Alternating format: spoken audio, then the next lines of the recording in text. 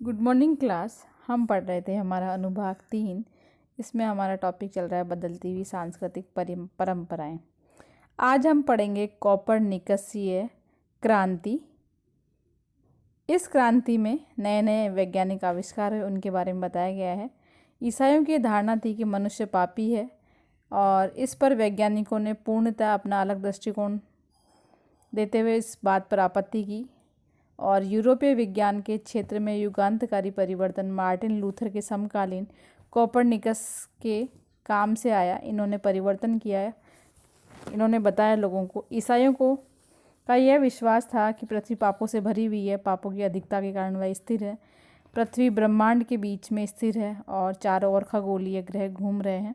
Copernicus ने यह घोषणा की कि पृथ्वी समेत जितने भी सारे जो ग्रह हैं वो सूर्य के चारों ओर परिक्रमा करते हैं।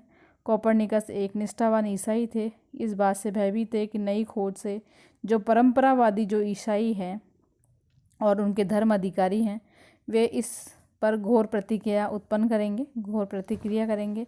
इस कारण इन्होंने अपनी पांडुलिपि द रिवोल्यूशन निबस को प्रकाशित नहीं करना चाहते थे। ये कोपरनिकस जब ये मृत्यु से पे थे यानी मरने वाले थे तो इन्होंने पांडुलिपि अपने अनुयायी जोसिम रिटिकस को सौंपी और उसने भी इन विचारों को ग्रहण करने में थोड़ा समय लगाया क्योंकि वो भी ये नए विचार समझना चाहता था। काफ़ी समय बाद यानी आधी शताब्दी से अधिक समय बीत जाने पर खगोल शास्त्री जोहेनस केपलर तथा गैलीलियो गैलीली ने अपने लेखों के द्वारा स्वर्ग और पृथ्वी में अंतर समाप्त किया, यानी लोगों को बताया कि इसी पृथ्वी पर सब कुछ है।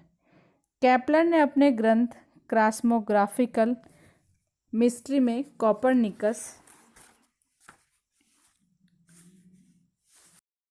केंद्रित सौरमंडलीय जो सिद्धांत था उसको लोकप्रिय किया और सिद्ध किया कि जो सारे ग्रह हैं वो सूर्य के चारों ओर वृत्ताकार रूप में नहीं बल्कि एक दीर्घ वृत्ताकार मार्ग में परिक्रमा करते हैं। गैलीलियो ने अपने ग्रंथ द मोशन में गतिशील विश्व के सिद्धांतों की पुष्टि की और विज्ञान के जगत में इस प्रकार से क्रांति न्यूटन के गुरुत्वाकर्षण सिद्धांत के साथ अपनी पराकाष्ठा पर पहुंच गई। इस प्रकार अनेक नए नए जो वैज्ञानिक थे इन्होंने अपने नए आविष्कारों को उत्पन्न करके ईसाई धर्म को भी समझाने का प्रयास किया कि इसी पृथ्वी पर सब कुछ है, कोई पाप से पृथ्वी रुकी हुई नहीं है।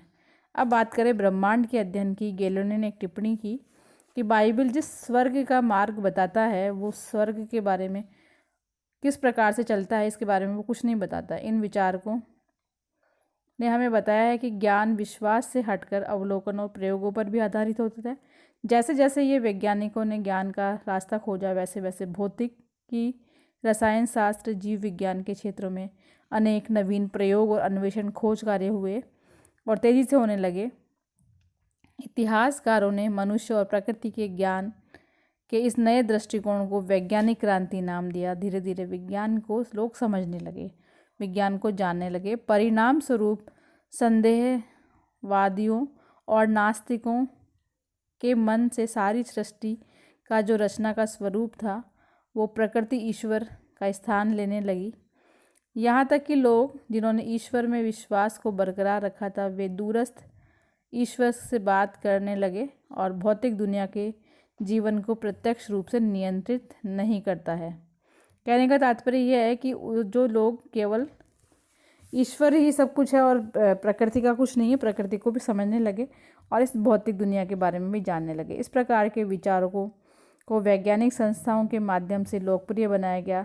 सार्वजनिक क्षेत्र में एक नई वैज्ञानिक संस्कृति की स्थापना हुई। 1670 में पेरिस में एक अकादमी बनी, पेरिस अकादमी। 1662 में वास्तविक ज्ञान प्रसार के लिए लंदन में भी एक रॉयल सोसाइटी की स्थापना की गई और लोगों को जानकारी दी गई के लिए व्याख्यान भी आयोजन किए इन दोनों के द्वारा, रॉयल सोसाइटी और पेरिस अकादमी के द्वारा, और सार्वजनिक प्रदर्शन के प्रयोग भी किए। यानी लोगों को बताया गया कि वास्तविक ब्रह्मांड कैसा है और कैसा उस मनुष्य उसमें रह रहा है। इस प्रकार से ये ज्ञान लोगों के मन में परिवर्तन करने लगा और लोगों के विचार परिवर्तन होने लगे।